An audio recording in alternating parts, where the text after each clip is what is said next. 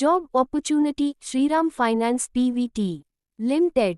Sriram finance PVT limited లో area credit manager పోస్టుకు వెంటనే అవసరం ఉంది. Job details.